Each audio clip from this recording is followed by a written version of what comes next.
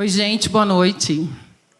É lindo ver o deboche assim, no evento de literatura, e receber essa diva, né, maravilhosa, Riane Leão. E primeiro eu quero, né, dar as boas-vindas a ela. Ela é uma mulher cuiabana que se reconhece como uma mulher preta, professora e poeta. Desde os 19 anos escreve poesia como quem escreve para permanecer. Sua palavra nasceu do chão da cidade, nos lambe-lambes colados nos muros, ganhou corpo nos blogs e se espalhou pela internet por meio da página onde jaz meu coração, tornando-se abrigo, espelho e resistência para milhares de leitoras e leitores. A escrita de Riane circula entre saraus, slams, redes sociais e livros, atravessando fronteiras entre o digital e o impresso, entre o íntimo e o coletivo. Hoje, vivendo em São Paulo, ela é uma poeta amplamente lida, autora de best-sellers, com obras que figuram na lista dos mais vendidos, né? E que seguem presentes nas cabeceiras, nas camas, nas mochilas e nas frases que muita gente guarda para sobreviver aos dias difíceis. Riane escreve do lugar de quem vive, de quem sente, de quem cai, levanta e permanece. Em suas próprias palavras, ela é combativa e de coração macio. Ela não busca mais definições, não carrega culpa por ser grande demais e derrama poemas que não pedem licença. Poemas com gosto de cura, que afirmam o direito de sentir, amar e existir por inteiro. Então, seja bem-vindo a Uberlândia. Espero que você sinta o calor, né, de todo mundo aqui. E, Riane, sua escrita é muito simples na forma, mas é profunda no impacto. Você escreve o que a gente sente, mas nunca achou que pudesse virar literatura. Sua escrita é reconhecida por essa simplicidade formal, mas por uma densidade emocional. Em que momento você percebeu que menos palavras poderiam dizer mais sobre você e sobre o mundo?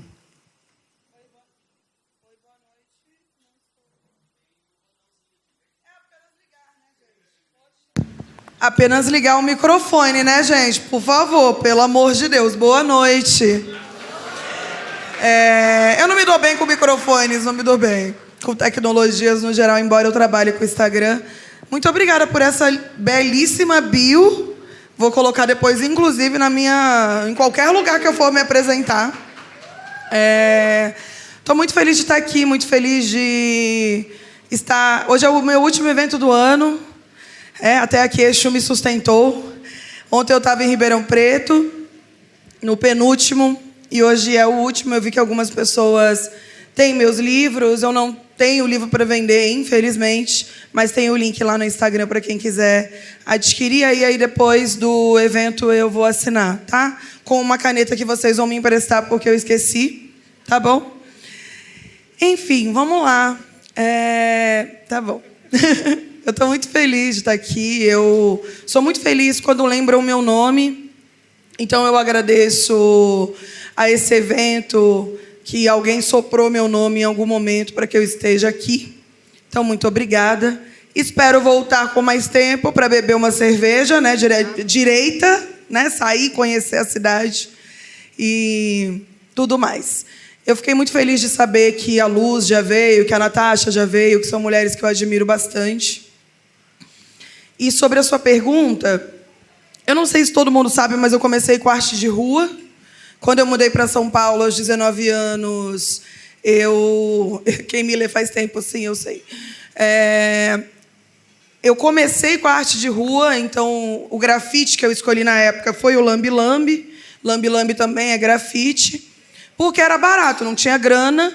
E quando eu cheguei em São Paulo, eu sou de Cuiabá, no Mato Grosso, é uma grande mudança, né? Uma grande mudança, apenas uma moça do campo. Fui de Cuiabá para São Paulo e cheguei em São Paulo e encontrei essa cidade que com o tempo deixou de ser hostil, porque aí você precisa descobrir os becos e vielas certos para você caminhar em São Paulo. Aí se torna uma cidade agradável. E aí, antes disso, eu falo que eu comecei a escrever profissionalmente aos 19, não porque eu já tinha livro, mas porque foi quando eu comecei a pensar em viver de literatura. Tinha essa ousadia, tinha essa audácia de querer viver de arte no Brasil, que é o que eu faço hoje, aos trancos e barrancos, mas tenho ido muito bem. E aí eu fiquei muito encantada com as coisas que eu lia na rua. Agora eu fui fazer xixi ali no banheiro, fiquei lendo. Eu gosto de ler as coisas que os muros dizem, portas dizem, pessoas dizem, tatuagens dizem. Me interessa essa leitura que está na fresta e que você precisa prestar um pouco de atenção, senão você acaba embrutecendo. A gente vive num mundo que é muito fácil embrutecer, endurecer. Então, acho que a arte de rua e outros tipos de arte não reconhecidas, vamos dizer assim, também depender a quem, né, que não reconhece, são as artes que nos salvam e nos dão o nosso fôlego de volta. Aí eu saía por São Paulo com um caderninho anotando as coisas que eu lia na rua, e isso me salvou de diversas formas. Eu até tatuei no meu pulso, eu tenho tatuado aspas, porque uma vez eu li num muro, tudo posso entre aspas. Aí eu me coloquei entre aspas para tudo poder. Então, viver a literatura, viver a arte de rua, é não perder o olhar de encantamento. Vocês vão ver que eu vou falar muito sobre essa palavra hoje, encanto, possibilidade, caminho, não escrever só sobre dor. São as estradas que eu tenho elaborado no meu trabalho nesses 17 anos, quase 18, de trajetória profissional, porque eu escrevo desde pequenininha, né? E aí, esse lugar dessa linguagem menor veio da rua. Eu aprendi a sintetizar o meu pensamento por conta da rua. Não dava para eu deixar na rua um texto gigantesco, porque é São Paulo, ninguém ia parar para ler, né? Eu pararia, mas aí eu não sou São Paulo, eu sou Riane. E aí eu comecei a pensar, fui para a rua, colei lambe-lambe, colei poesia na rua durante 6, 7 anos. Eventualmente, quando eu aprendo a fazer uma coisa muito bem, eu passo para frente. É uma coisa de professora isso. E aí eu comecei a passar para frente a coisa do lambe-lambe. Outras mulheres foram para a rua, outras pessoas foram para a rua. E aí ano que vem eu vou voltar para a rua porque estou com saudades. Dessa vez com adesivo. Um pouquinho menos de trabalho, né? Tô mais velha. Um pouquinho menos de trabalho, mas ainda na rua, que é onde tudo acontece. A rua, a encruzilhada, o beco, a viela, as margens, que na verdade são o centro, é onde tudo acontece. Então, essa linguagem, vocês vão perceber que tudo que eu falava dá para entender. A minha linguagem é uma linguagem acessível propositalmente, aonde for. Eu sou professora. Eu poderia chegar nos meus alunos adolescentes e falar assim, academicamente. Não é que eles não iam entender, mas ia ser chato. Então, eu prefiro pensar numa linguagem e estruturar uma linguagem que é acessível às pessoas, e isso veio da rua. Então, na rua eu colocava, sei lá, um lambe-lambe. Não esqueça o motivo de nenhuma de suas partidas, que está no meu primeiro livro. E essas frases, que foram frases, que não são frases, são poemas, mas também são frases, foram me deixando muito boa. Eu gosto muito do que eu escrevo, tá? Ainda bem, né? Imagina se eu não gostasse. Essas frases foram me deixando muito boa em sintetizar o meu pensamento. Então, eu não diria que é uma linguagem simples, eu diria que é uma linguagem pensada para que seja universal. Adorei. Eu acho que você respondeu umas 2, 3 perguntas já nessa, e eu passei até para frente. Então, tem poemas que já nascem prontos, ou todos passam por esse processo de maturação até se tornar um livro, ou até se tornar um lambe-lambe, ou até se tornar um post no seu Instagram. Recentemente, quando a Luz esteve aqui, ela comentou para a gente que esses poemas dela são mutáveis e que ela constantemente reescreve o que ela escreveu um dia.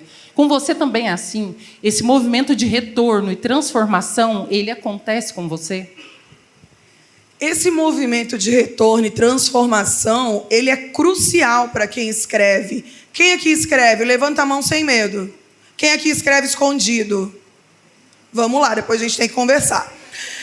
Mas aí hoje vai ser como se fosse uma terapia coletiva. A gente vai se entendendo aqui, tá? Mas eu gosto de fazer essas 2 perguntas, uma seguida da outra. Eu tenho pavor de texto escondido. Eu tenho pavor de texto que fica na gaveta, texto que não é reverberado. Então, depois a gente pode até falar um pouquinho sobre esse medo da exposição e como foi também, né? Provavelmente Carol está aí no meio dos pensamentos de Carol, algo nesse sentido. Eu acho que o texto A palavra, vamos pensar a palavra. A palavra, ela é um bicho desobediente, ela é um bicho selvagem. Não queira ser escritor ou escritora, e você querer domar a palavra. Acho isso de uma ousadia tremenda. A palavra é desobediente, a palavra precisa ser bem recebida. A palavra quer que você seja uma anfitriã desejosa. A palavra, ela precisa não ser lapidada, porque a palavra não almeja a perfeição. A palavra quer ser trabalhada, estruturada, reelaborada, elaborada de novo, elucidada. A palavra quer que você chame ela para dançar. Tem dia que vai ser uma dança mais ou menos cheia de tropeço. Tem dia que vai ser uma dança que você vai falar, nossa, escrevi um poema que me curou. Tem dia que você vai escrever e você vai só chorar. É muito importante entender e não romantizar o processo da escrita, porque escrever é barril. Não é só flores, não. É muito difícil. Tarefa difícil colocar um texto no mundo. Tarefa difícil encarar os próprios espelhos. Você voltar para um texto é você ter um compromisso de ter aquele espelho na sua frente, falar, bom, vamos lá, deixa eu ver quem eu sou mesmo. Vamos ver, né, até onde eu dou conta de mim.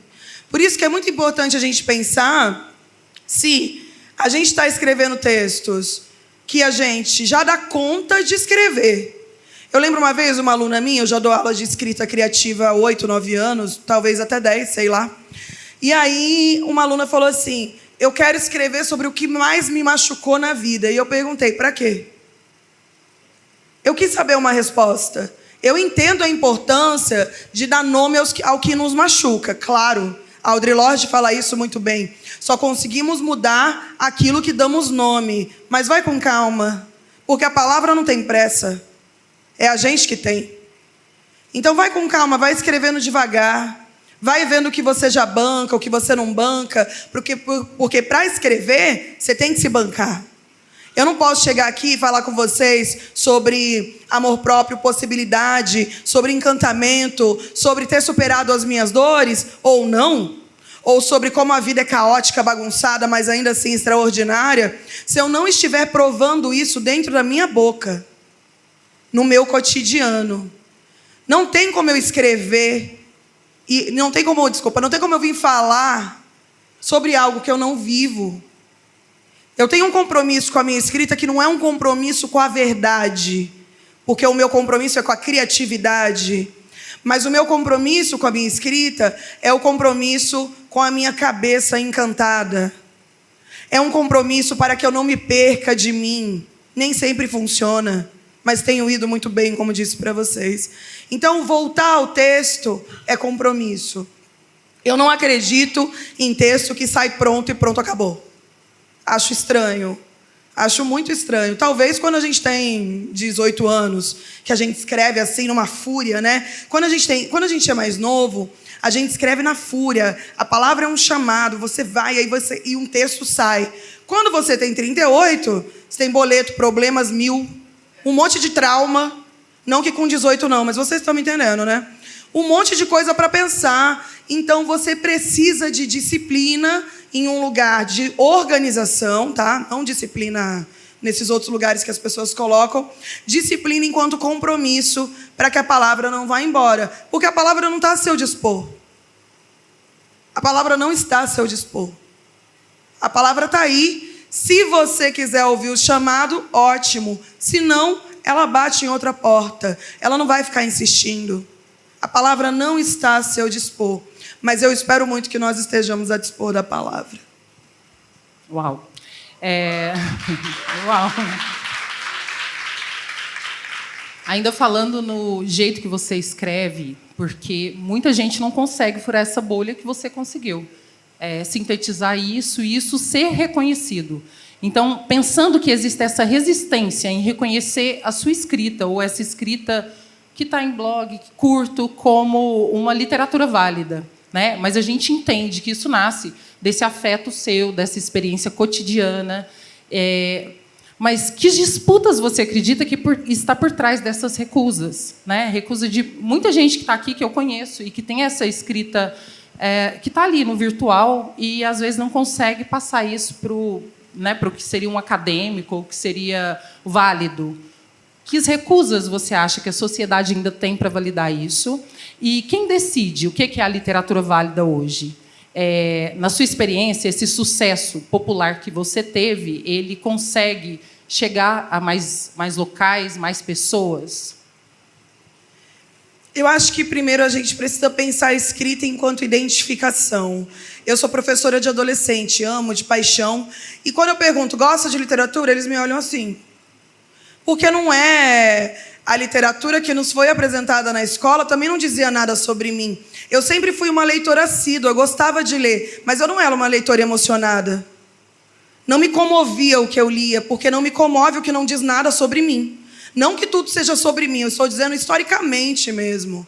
História de mulheres negras, história das nossas sensações, histórias que não coloquem corpos como o meu em lugares apenas de tristeza, racismo e numa expectativa de que a gente escreva só sobre coisas terríveis. Eu também falo sobre coisas terríveis, mas eu não sou composta somente de coisas terríveis.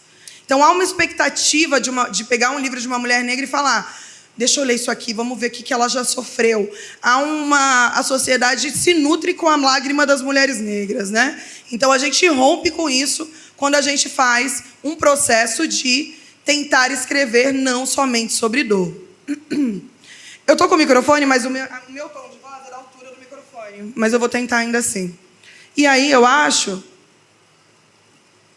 que a gente tem que pensar poesia. Aqui vou falar poesia, mas é escrita no geral. Vou falar poesia porque é onde eu estou. Mas a escrita no geral, ela é viva quando ela te provoca identificação. Qual é o livro que te comove? Sabe quando você lê um livro? Dá vontade de ir na TV e falar assim: gente, todo mundo deveria ler esse livro da Luz Ribeiro. É obrigatório a partir de hoje. Dá vontade de sair correndo. Dá vontade de chorar. Dá vontade de gritar na janela. É isso que a arte provoca. Não só o livro, a música. Você escutar um álbum que muda a sua vida completamente. Dizem que isso se chama momento oceânico. Quando uma arte te movimenta tanto que você não sabe o que fazer. Você fica oceânica. Então, isso, para mim, o que provoca isso é a identificação. Quando você diz algo, quando você lê algo, quando você escuta algo, quando você vê um filme, seja o que for, o que te emociona, você não negar o que te emociona é muito importante, e você se identificar. A identificação é a força motriz para a gente pensar hoje o que seria uma escrita válida ou não. Eu jamais ousaria definir o que é um texto válido ou não. Um texto válido é um texto que eu escrevo com a minha verdade. Eu me legitimo. Nunca precisei de ninguém para dizer: olha, Riane, o que você escreve é literatura sim. Pelo contrário, fui super invalidada. E no início, muito invalidada mesmo, para vocês entenderem que também essa trajetória que é de caos e flores, quando eu falo, gente, vamos viver de arte, uhul, eu sou assim. Eu sou professora, eu sou assim. Mas quando eu falo vamos viver de arte sabendo como é. É muito difícil. Muito difícil mesmo. Quem está aqui trabalha com arte e talvez com outras coisas junto com a arte sabe disso.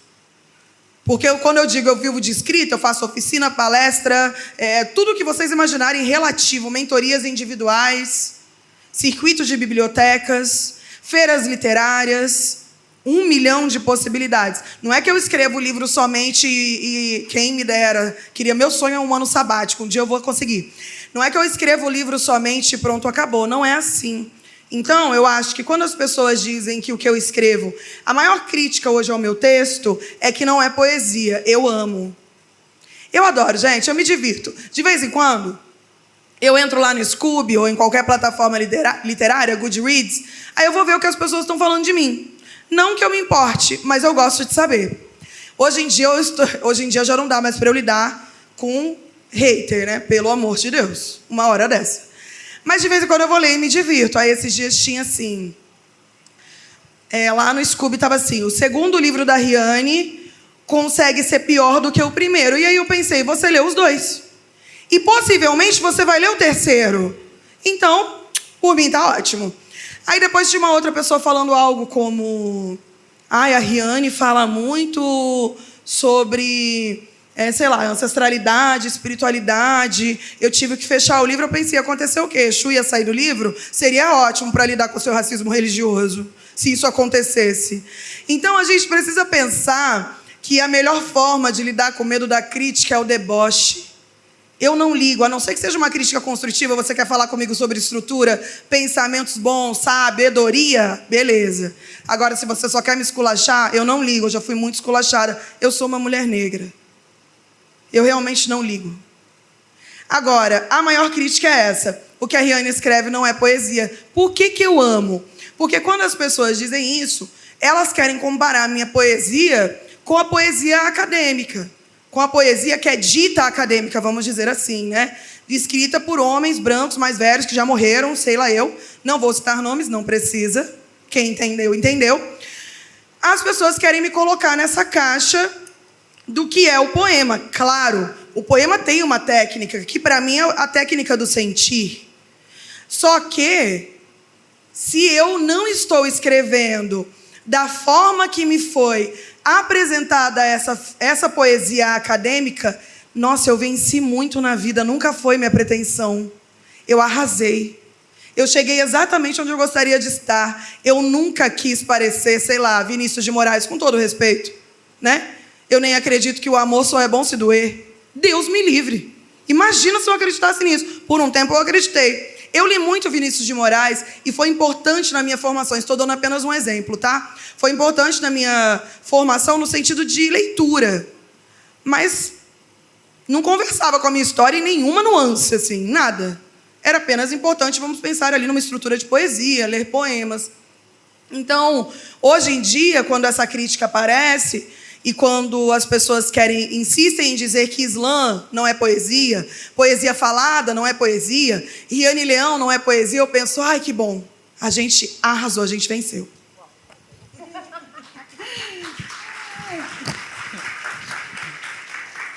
Mas é poesia. Deixando os haters de lado, agora pensando nos fãs. Acho que isso acontece com a gente quando escreve. Sempre chega alguém que vira e fala assim, nossa, esse texto é sobre mim. Esse texto você estava descrevendo a minha vida. E o que significa para você provocar esse nível de identificação? E como é lidar com a responsabilidade emocional que tantas pessoas depositam na sua escrita?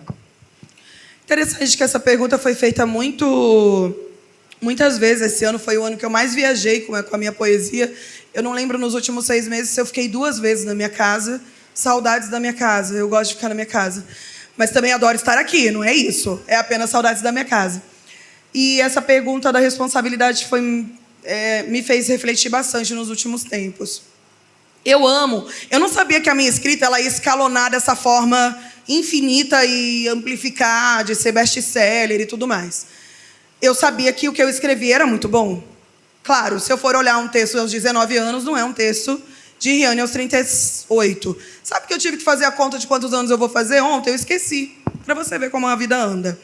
E aí eu fiquei pensando sobre essa troca que as pessoas têm de me mandar direct e me encontrar nos eventos, de vir, estar com o livrinho na mão, ou mesmo não estar com o livro, mas eu vejo no rosto de vocês. Eu sei quem me lê aqui, porque vocês ficam olhando para mim assim, ó. E aí eu sei que isso é uma identificação, e eu sei também que é uma expectativa, e por isso os convites são tão importantes. Obrigada, Robson, é muito importante estar aqui, porque às vezes as pessoas pensam, nossa, a Riane nunca vai vir para cá. Não, eu vou sim, basta que alguém lembre o meu nome. Basta que meu nome seja reverberado. Então, essa troca, as pessoas dizendo, você mudou minha vida, você salvou minha vida, você lê seu texto, fez com que eu me ame. Isso faz eu entender que hoje, aí vem a parte da responsabilidade que eu vou responder junto, hoje eu sou uma mulher coletiva, eu sempre fui. Eu sou uma mulher negra, toda pessoa negra é coletiva. Toda pessoa é coletiva, é que a gente tem que entender isso mais. E aí... sendo uma pessoa coletiva, na prática, porque antes eu era, mas eu não praticava, eu só era. Sendo uma pessoa coletiva na prática, uma mulher negra, macumbeira, sapatão, dá para colocar tudo. Quando eu vim para o mundo, colocaram tudo de uma vez assim, vai. E aí, sendo tudo isso que eu sou, há uma responsabilidade muito grande, porque o meu público ele é vasto. Muita gente se identifica com o que eu escrevo, de diversas vivências, cidades, possibilidades. Muita gente mesmo. Escalonou de uma forma que eu não consigo lidar, nem responder todo mundo. Eu até tento. Mas isso nunca vai me... Como diz Dandara Suburbana, todo pedestal é uma prisão, jamais subirei a um pedestal, sempre vou estar de pés descalços, olhando no olho de todo mundo. Esse é o meu lugar, o mesmo do de vocês. E, para além disso, uma responsabilidade de que se hoje eu for uma mulher que desiste, um monte de gente vai desistir junto comigo. Essa é a maior responsabilidade que eu carrego hoje enquanto escritora, tendo 600 mil seguidores no Instagram. Ai, muitos seguidores, sim, e uma responsabilidade do tamanho de 1 milhão. Porque se hoje eu chegasse aqui falando de pessimismo, eu tenho muitas histórias tristes, várias. Racismos que eu sofri semana passada. Mas hoje eu não vim aqui falar sobre isso. Hoje não é isso. Se você também quiser saber, está nos meus livros, está no Instagram, eu falo sobre isso. Mas hoje aqui, eu não vim falar sobre isso. Tenho várias histórias horrorosas. Mas hoje eu vim falar sobre possibilidade. Hoje eu vim falar sobre o que eu entendi que é a minha escrita hoje, que é: precisamos continuar vivos. Precisamos. E é difícil, porque a gente é bombardeado por milhões de informações no cotidiano. Um golinho de cerveja que primeiro eu recusei, depois pensei que poderia ser uma ótima ideia. A gente é bombardeado de informações no cotidiano. Aqui estou falando especialmente informações que chegaram sobre mulheres, sobre feminicídio nos últimos tempos, e a gente está sem saber, a gente não sabe o que fazer. E aí, qual é o papel da arte nisso? Continuar fazendo noites como essa. Senão fica todo mundo em casa chorando e pensando que não há para onde ir, não há o que fazer. Eu estava conversando com uma artista chamada, se não me engano, ela é do Zimbábue. Eu fiz uma mesa com ela no Rio de Janeiro esse ano. E tinha acontecido muitas coisas no Rio de Janeiro na época. Mandei mensagem para ela perguntando se ela estava bem. O nome dela é Xingai, mas, se não me engano, ela gosta que chame Xingui. Vocês encontram ela no Instagram como Xingai com SH. Escutem, muito foda. E aí eu falei para ela, tá tudo bem? Ela, não, tô bem. Aí ela começou a me dar aulas, porque eu estava super, nossa. Aí ela falou assim: o mundo sempre foi assim. Se a gente não continuar pensando na arte enquanto um lugar de justiça social, enquanto um lugar de novos debates, ela é cantora, enquanto um lugar de novas possibilidades, aí é que acabou tudo mesmo, porque o que nos salvou na pandemia foi a arte. E hoje que sobrevivemos ao fim do mundo, a vários fins do mundo, um deles foi a pandemia, foi a arte. Na pandemia eu não escrevi. Eu só mantive os textos no Instagram, porque um monte de gente me mandava mensagem todo dia falando: seu Instagram está me segurando aqui. Às vezes nem eu estava me segurando. Mas aí eu tenho responsabilidades comigo mesma também, que é, eu sou uma mulher de axé, estou me tornando uma ialorixá, então eu preciso ter uma responsabilidade com a minha cabeça, com a minha reza cotidiana. Eu faço terapia, claro, não vai ter como, né? Não vai ter como. Fazer terapia não é a única coisa, claro. Eu preciso achar ferramentas na rotina que não me levem embora de mim. E aí, não me abandonando, outras pessoas não se abandonam também. Eu tenho hoje como eu posso dizer? Muitos adolescentes, principalmente vou falar deles hoje, que eles estão na minha cabeça, porque eu falei com muita escola nos últimos tempos, faço muito trabalho em escola, que 14, 15 anos. Se eu não chegar lá e falar, bora, eu estou fazendo o quê aqui? E outra, eu não sou uma autora que termino em mim. Não basta que Riane Leão escreva, eu preciso que vocês escrevam, principalmente quem diz que escreve escondido. Preciso muito que vocês escrevam, preciso que as pessoas publiquem livros, preciso de pessoas com editoras, como a editora Subsolo, preciso de noites literárias, preciso de convites para que outras pessoas cheguem. Não é o suficiente que eu abra a minha boca. Não é o suficiente. Senão eles publicariam um livro e pronto, acabou. não estaria em nenhum lugar, não trocaria com ninguém. Agora, essa troca de estar aqui é, de repente, você sair daqui e falar, talvez eu possa publicar um livro também, talvez ano que vem eu possa, não como meta, como desejo, eu não gosto de meta, como um desejo para o ano que vem, colocar, talvez eu possa criar um Instagram de poesia, talvez eu possa colar minha poesia na rua. Eu estou aqui, gente, para plantar uma faísca. Ninguém passa ileso a escrita de uma mulher negra. Mas o que vocês vão fazer com isso é com vocês. Eu planto a faísca. Depois vocês decidem se vocês guardam essa faísca e apagam ou se vocês fazem isso virar um fogo de artifício.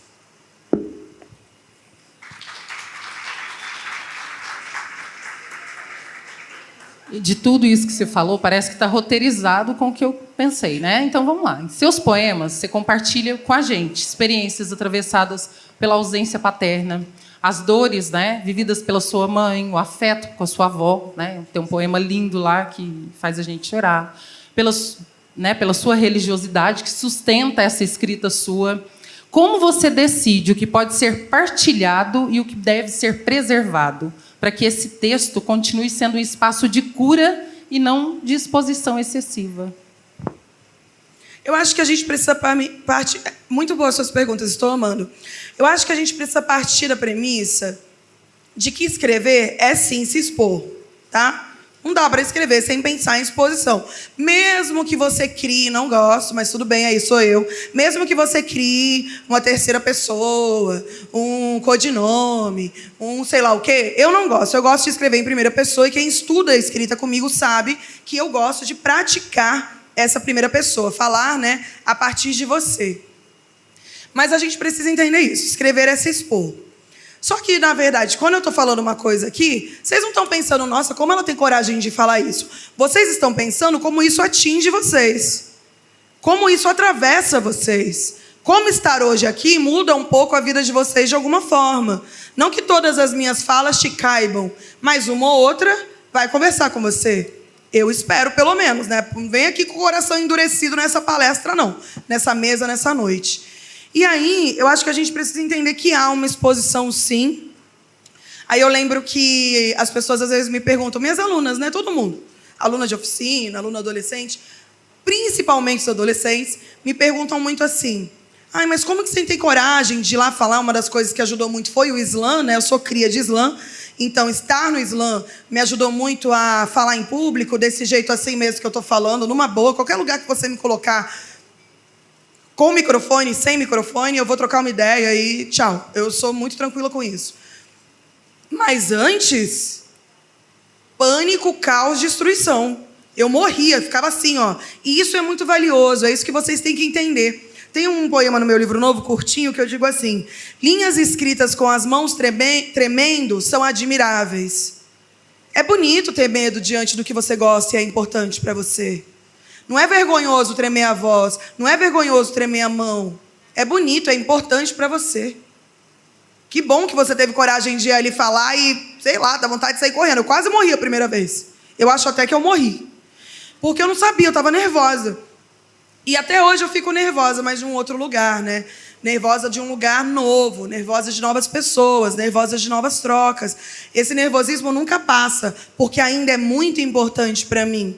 Tem uma diretora de cinema negra chamada Aziza Eduarda que ela fala assim, lembrar que é trabalho, mas também é sonho. Então eu estou aqui trabalhando, mas eu sonhei com isso. Sonhei com os livros, sonhei com pessoas segurando meus livros, sonhei em... Tudo isso foi um sonho. Sonhei em ser livro de cabeceira de alguém. Sustentei esse sonho sozinha por muitos anos. Eu. Mas aí tem que ser na audácia do mundo, olhar no olho do mundo e falar, eu vou. Até me perdi da pergunta, que era sobre... Como você lida com essa exposição? Com a exposição, como eu lido com essa parte da exposição. Então eu acho que tem coisas que a gente guarda o mistério. A gente precisa do mistério para viver. Você nunca vai conhecer alguém, seja um amor, um amigo, o que seja, e você vai entregar tudo. Não. O mistério é parte da sobrevivência. O mistério é parte da existência. Tem coisas que são só suas. A gente se engana. A gente acha que quando a gente encontra alguém, a gente tem que entregar tudo. A gente acha, inclusive que isso é intensidade. Não. Intensidade é se proteger. Saber onde você está se derramando. Pelo menos na minha perspectiva. Então, o mistério é importante. Eu não sei exatamente aonde que eu condenso isso. Mas eu equilibro essa cadência no lugar de entender o que eu já estou pronta para partilhar. Você falou da minha avó partiu esse ano, que minha avó é minha melhor amiga, o amor da minha vida inteira. E ela estava no lançamento do meu terceiro livro, porque a ancestralidade é muito gentil e permitiu que eu me despedisse dela. E aí eu acho que tá aí a magia dessa escrita. Eu sempre escrevi poemas para minha avó. Ela não precisa partir para que eu escreva sobre ela. Eu não preciso perder algo para falar sobre isso. Então, essa magia que eu faço, esse feitiço, encantaria, dê o nome que quiser, ele é pensado. Não é todo dia que você vai tomar um banho de folha de manjericão, porque às vezes não é isso que você está precisando.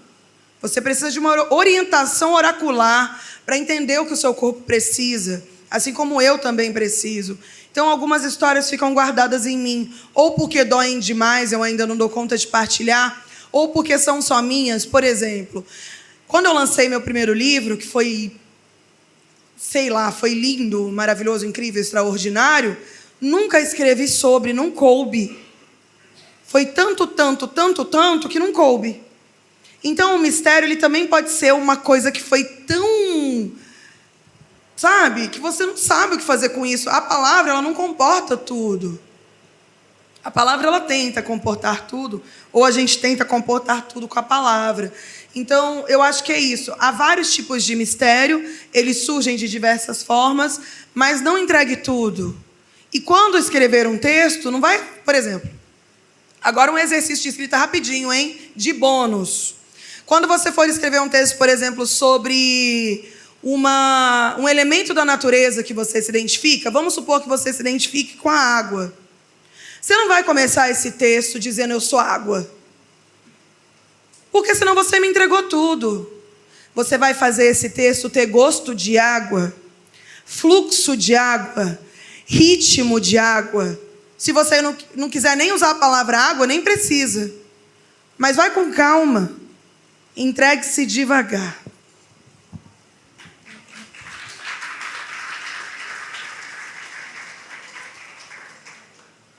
Na sua escrita, ela nasce mais do desejo de você se compreender ou de você enxergar o outro e entender o outro e se ver no outro?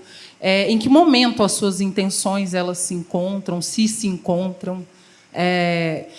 Vou fazer até uma vírgula. Quando você falou sobre a escrita, me lembrou muito o meu livro, porque o meu livro nasceu mais da dor, né? Eu escrevi num momento de luto.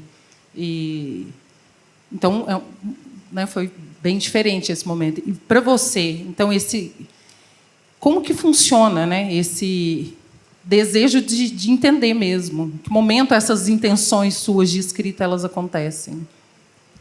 Eu acho que os nossos livros ou as nossas escritas, né, só para lembrar que não é o livro que faz a gente escritora, isso eu só queria deixar de recado geral mesmo, tá? Eu já sou escritora desde pequenininha, eu sempre escrevi. O livro é importante, tem que registrar, porque a gente tem um legado de mundo, tem outras pessoas chegando que precisam dessas histórias, mas ele não é tudo.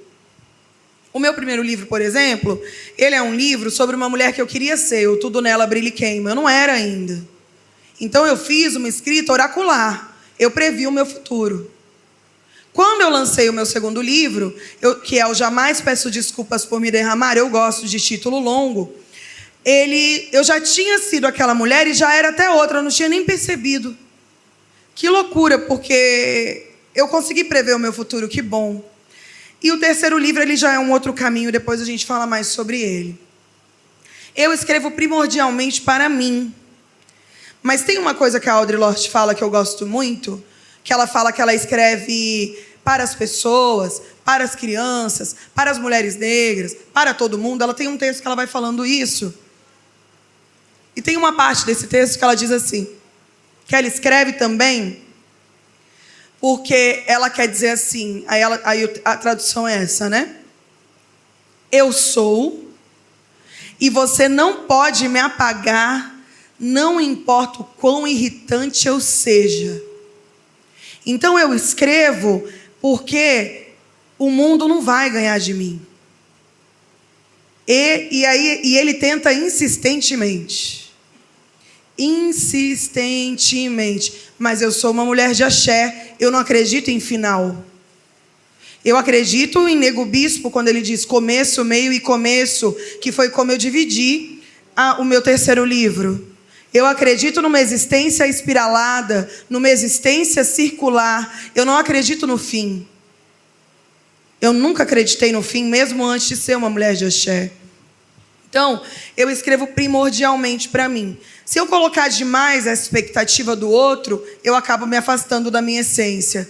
Escrevo sobre a minha essência, escrevo sobre o que eu vivo, escrevo sobre o que eu sinto, e isso vai chegando nas pessoas de uma forma de identificação. Uma vez, uma leitora me perguntou assim: qual é a parte mais difícil de escrever? Poderia escrever um livro sobre as partes mais difíceis de escrever. Mas nesse dia eu respondi o seguinte, foi nas caixinhas dos stories que eu abro. Eu respondi assim: me encarar todos os dias. Que saco, né? Porque assim, não quero também. Tem dia que eu quero tirar férias de mim, 30 dias. Preciso de 30 dias longe da minha cabeça, mas eu não posso. Porque eu tenho um compromisso como escritora, hoje em dia me tornando uma Ialorixá como Ialorixá. Tenho um compromisso como uma mulher ancestral. Tenho um compromisso como uma pessoa que foi sonhada para estar aqui no mundo. Não vou dar tudo a perder. Minha existência não vai passar de raspão pelo mundo. A minha não. Eu não sei a das outras pessoas, eu espero que também não. Mas se a gente não quer passar de raspão, a gente precisa necessariamente plantar o encanto. A Conceição Evaristo diz que escrevemos para reencantar o mundo, escrevemos para reencantar o futuro. E falaremos de luto, falaremos de racismo, falaremos de dores profundas, falaremos de abuso, falaremos. E depois colocaremos um caminho, depois colocaremos uma encruzilhada, depois falaremos: eu voltei. Você acha que você não consegue voltar também? E aí eu sempre digo nas minhas palestras, eventos, enfim, para as pessoas serem muito gentis e generosas com as autoras negras, porque nós visitamos abismos inimagináveis. Aí a gente volta e a gente fala assim num texto: tem jeito, você pode voltar também.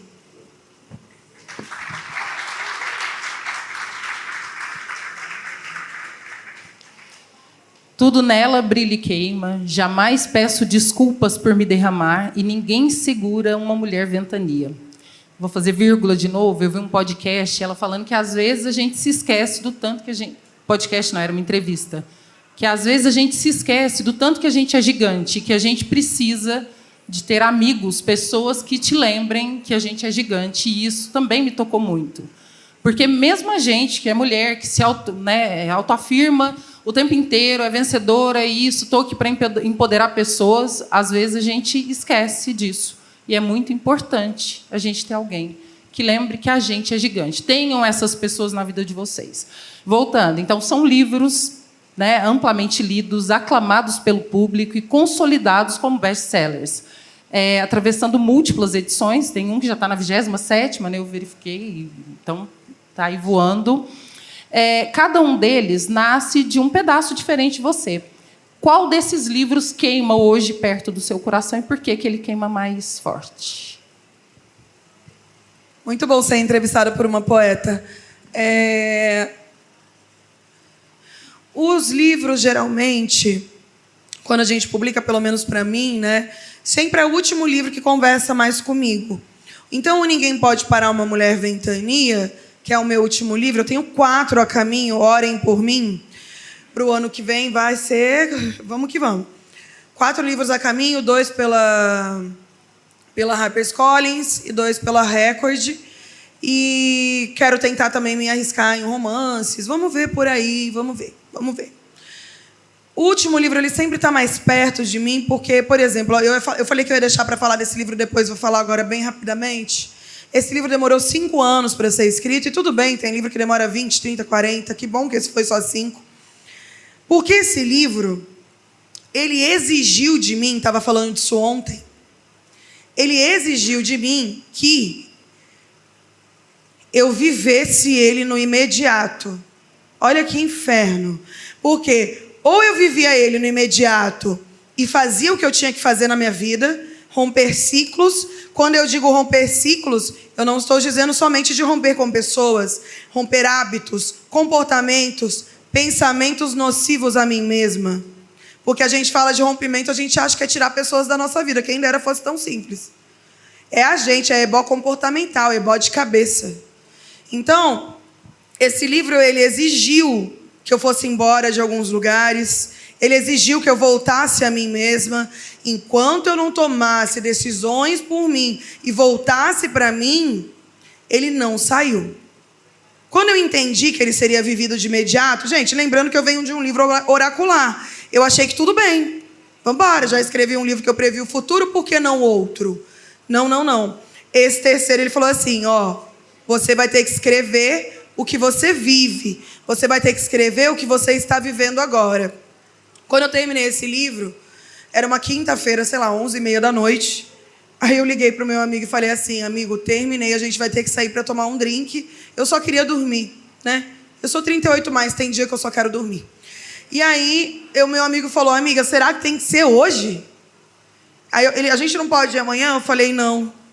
Porque Pombagira me ensina que se a gente não celebrar no dia, no outro dia a gente é acometido por tantos problemas que se torna irrelevante a vitória, se torna irrelevante a conquista. Mesmo que seja uma celebração pequenininha, assim, você com você. Vou beber uma cerveja, não bebe cerveja, bebe água. Que pena que não bebe cerveja, julgo um pouco, mas tudo bem. E aí você comemora com você. Você vai lá na frente do espelho, diz obrigada, você faz sua prece, seja qual for o Deus que você acredita, você abre uma cerveja, comemore pequenas vitórias. Senão você vai chegar no final do ano e você vai dizer assim, nossa, eu não conquistei nada esse ano, nada? Em 365 dias você não conquistou nada. Eu acho difícil fazer essa afirmação e até desonesto. Bem desonesto, inclusive. Mas não esqueçam que as celebrações precisam ser na hora. Então, esse livro, ele é também isso que você estava falando sobre a grandeza, né? Essa grandeza, gente, que a gente precisa relembrar, é também lembrar que a gente vive na bagunça. Cuidado, que querer arrumar demais sua casa. Vou receber visita, vou deixar a casa brilhando. Claro, tudo bem, é um cuidado. Mas não precisa brilhar demais, todo mundo é bagunça. Tem uma autora, que eu não vou lembrar o nome dela agora, eu tô ruim da memória, fim de ano, né? Tudo bem, já falei muitos nomes esse ano, que ela diz, entra, repara na bagunça. Então, cuidado, lustrar demais você mesmo. Eu sou uma mulher negra. Não me interessam as coisas puras demais, limpas demais, se é que vocês me entendem.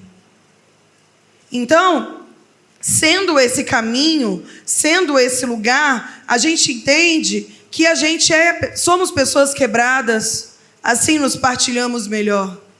Somos pessoas brilhantes, mas brilhantes com manchas. Que bom. Mancha de tempo, quer dizer que você viveu. Imagina chegar aqui e contar uma história só sobre vitórias. Vocês iam falar, que mulher é essa? Isso não existe. Muita coisa aconteceu, para falar de encantamento não é falar de vitória.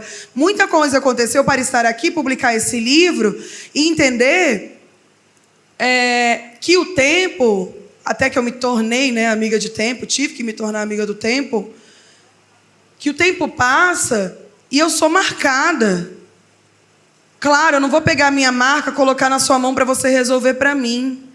Eu tenho responsabilidades, eu tenho autorresponsabilidade. Mas há marcas. E essas marcas não precisam ser escondidas. Elas precisam ser amparadas. Escondidas, não. Já fui me embora aqui. Vocês estão na minha brisa, né? Que vocês estão assim, nossa. Voltar para casa chorando, pensando na vida. Mas chorando bom, não chorando triste. Chorando de emoção. Então, é importante... Ontem eu estava dando um exemplo, vou falar rapidinho. Tem uma coisa no candomblé, na Umbanda, enfim, religiões de matriz africana, que a gente dá o ossé, a limpeza no nosso assentamento. Limpeza bem entre aspas. No nosso assentamento. Aí cheguei na minha filha de santo, ela pegou um paninho e ela estava assim, ó, limpando. Eu falei para ela, calma aí, não precisa tirar tudo, não. O assentamento comeu, ele precisa viver. Não precisa mostrar que ele não comeu, que não tem nada aí, né? Que a gente coloca dendê, enfim, entre outras coisas. Não preciso revelar os mistérios da religião de matriz africana. Vocês podem conhecê-la se quiserem. A gente põe dendê, outros elementos. Ela tirando tudo, eu falei, calma. Ela assim, ó, eu falei, calma. Ela era evangélica, né? Eu falei, calma. Aí fui explicando para ela uma coisa que eu aprendi com uma mais velha minha. As marcas do tempo, elas são motivos de orgulho. Falei, calma, esse assentamento é vivo. Deixa ele mostrar que ele comeu a primeira vez, uma segunda vez, uma terceira vez, a vida inteira. Né? O assentamento era da pombagira dela. Então, não lustra demais, não. Cuidado com o vício em querer curar. Cuidado com o vício em querer se amar. Eu não quero me amar a qualquer custo. A qualquer custo? Eu prefiro um amor próprio torto, bagunçado, esquisito, às vezes extraordinário. Tem dia que você fala, nossa, eu sou extraordinária. Tem dia que você fala, nossa, viveu ó. E é isso. E o meu terceiro livro é isso. O meu terceiro livro fala, sou uma ótima inimiga de mim quando quero. Eu sou ótima sendo minha inimiga. Ótima mesmo. Mas quando eu sou a minha aliada, eu sou melhor ainda. E aí nesse mesmo poema eu digo, 2 pesos, infinitas medidas, porque eu sou uma mulher que acredita em Exu. Eu não acredito em dualidade, certo e errado, sim ou não. Eu acredito na terceira via. Então, a gente escreve, estava falando da grandeza, por isso que eu lembrei disso, para assumir, viver é uma bagunça. É delicioso, caótico e às vezes ainda bem extraordinário.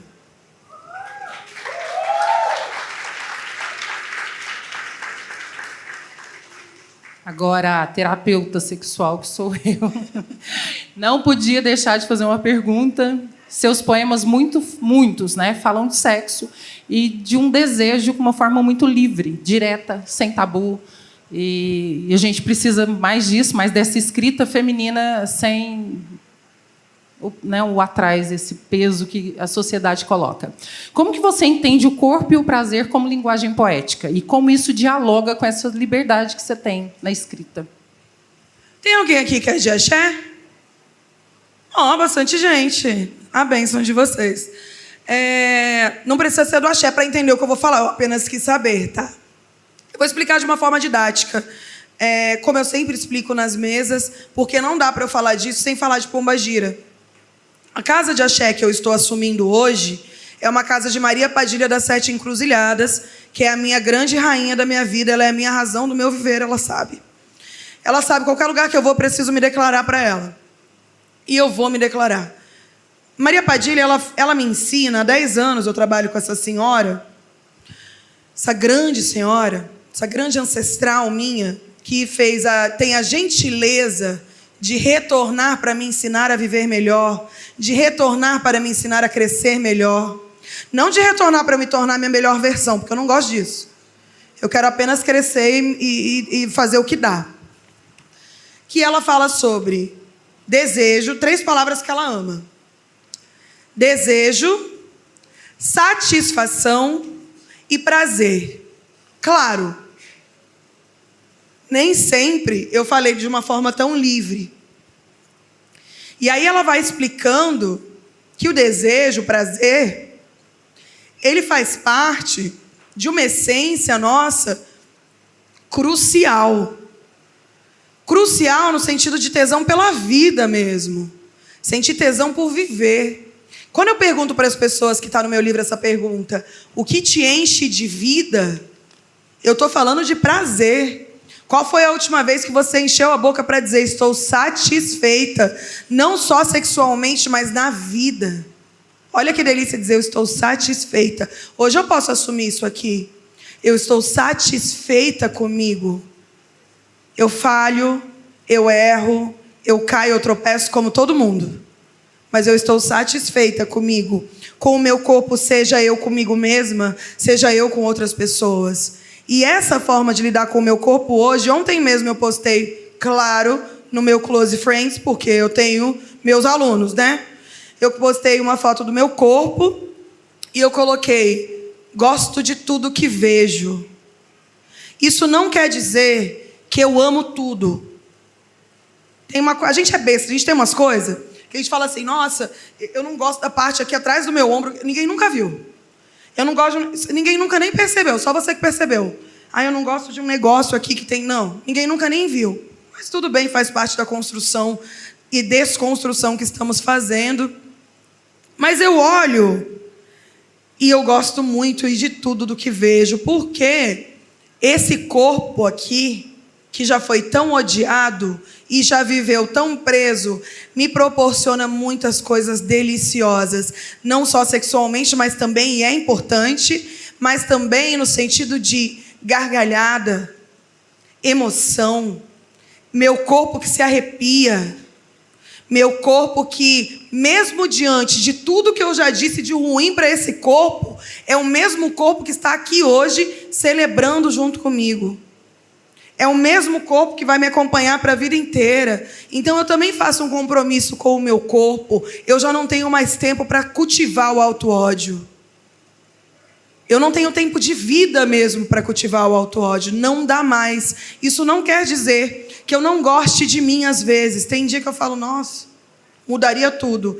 Aí eu falo, peraí. Porque você já vai fazendo esse encaminhamento da sua própria cabeça para entender que não dá para você... Chega um momento que já não dá mais para você se odiar por inteiro. Senão a vida passa em vão. Senão você não consegue sustentar, nutrir, alimentar esse tesão, esse axé, esse momento, né? No axé, o tesão não é condenado. O tesão é a energia vital. Para as pessoas que são de axé, a gente não vive com culpa. A gente vive com prazer. A gente vive com a boca cheia de amor.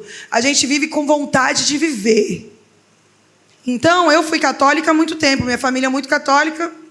Eu tenho uma família, graças aos orixás, muito tranquila em relação ao seu da axé, a ser uma mulher lésbica. Ainda bem. Porque também, se eles não fossem, eu ia embora. Eu tenho um compromisso muito grande comigo. Mas a minha mãe, ótima, a minha avó também, nossa, muito de boa com isso. E aí esse lugar de poder falar, né? Aqui nesse livro eu falo bastante disso, de uma forma poética, né? Que eu falo que as nossas línguas estão fazendo festa para chegar um tsunami, e eu vou falando que os quadris que derretem e tudo mais, a respiração acelerada, é gostoso. Gostoso de escrever, gostoso de sentir. A poesia erótica ainda é um lugar que a gente foge muito. Nossa, mas eu vou falar... Esses dias eu fiz uma mesa com uma autora e ela falou assim, ai, mas a minha avó vai ler o meu poema de sexo. Eu falei, ué, ela sabe que você transa, gente. Pelo amor de Deus. Minha avó sabe. Minha avó conheceu minha ex-namorada, não sabia que eu transava? Oxi. Então, assim, não dá para você escrever, não dá mais também pra gente escrever pensando, ai, minha mãe vai ler esse poema aqui, talvez. E aí? Aí você vai deixar de transar porque sua mãe... Gente, vamos, né? Só pra gente ver como a gente tem uns pensamentos nada a ver. Então não dá pra gente não cultuar a nossa energia de tesão, de libido, de axé, de derreter, de molhar. Eu sou uma mulher molhada. E eu cultuo o meu molhar. É importante para mim. E eu acho que sendo essa mulher aguada, sendo essa mulher aquática, também, eu estou falando no sentido sexual agora, eu me mantenho viva, me mantenho cheia de vida. Dentro, óbvio, da minha expectativa, de como eu acredito viver.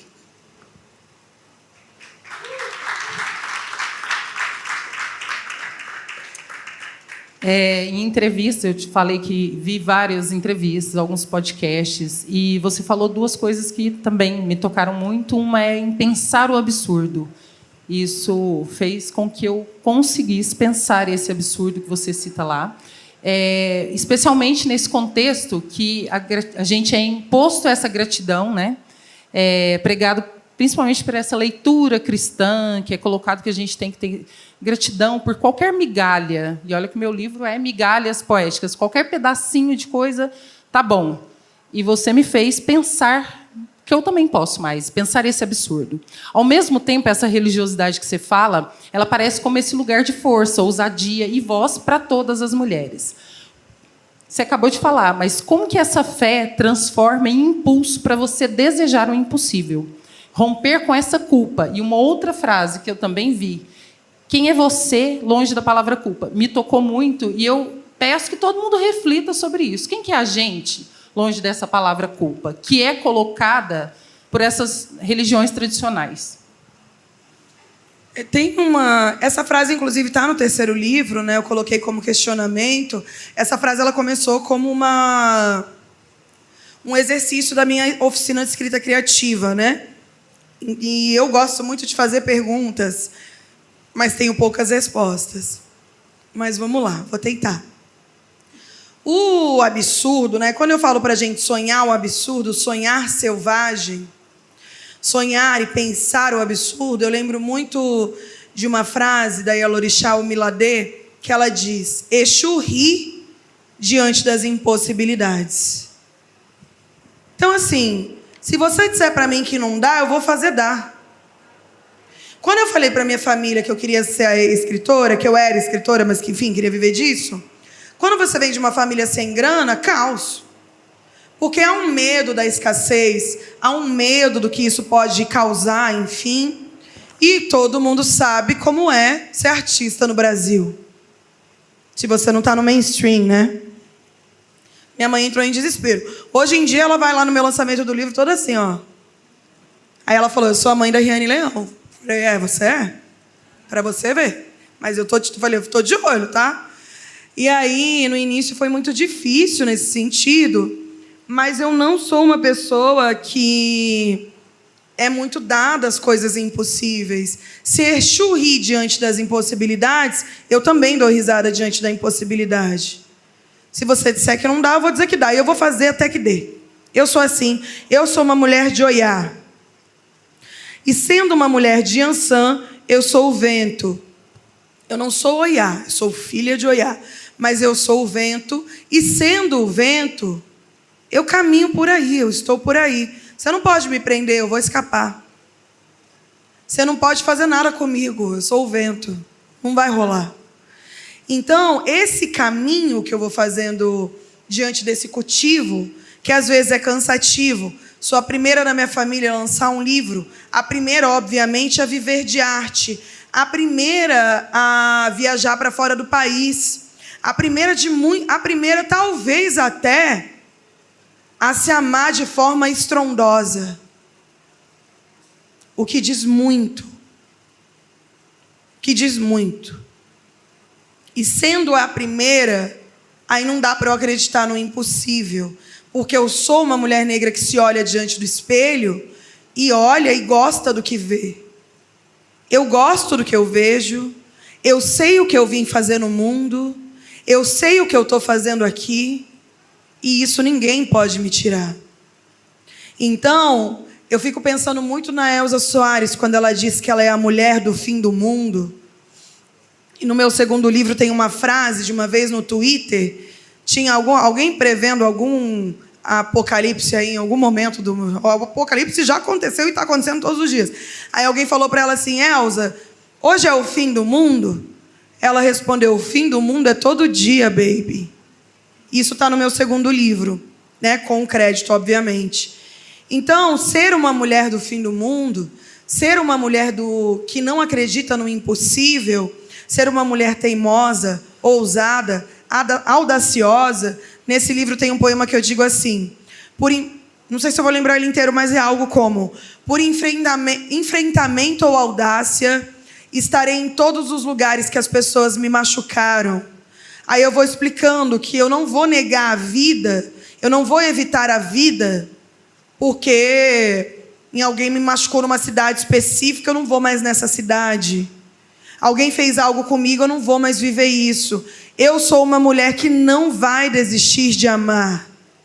Eu sou uma mulher, eu digo nesse terceiro livro, né? Riane parafraseando Riane. Eu não serei uma mulher que diz não ao amor. Eu não serei uma mulher que será definida pelos seus traumas. Eu sou a contramão do mundo. Então eu olhei nos olhos do mundo em algum momento e há de se ter coragem para fazer isso. E eu falei, eu vou sim, eu banco. Eu sustento, eu vou. Porque o mundo chama, é missão. Exu falou há muitos e muitos anos atrás, é a sua missão ancestral comunicar. Então, quando eu olhei nos olhos de Exu, que eu considero os olhos do mundo, eu entrei... Primeiro eu tive muito medo, porque aí eu não poderia desistir. Eu jamais desistiria, mas aí eu já não podia mesmo. Eu falei para o mundo assim, eu vou, eu banco, bora. Assim como quando chegou o sacerdócio, falei, não acredito. Porque cada hora é uma coisa, né? Falei, não dou conta de tudo isso. Eu falei, não, se vocês acham que eu dou conta, eu dou conta. Mas não que isso vai me exaurir.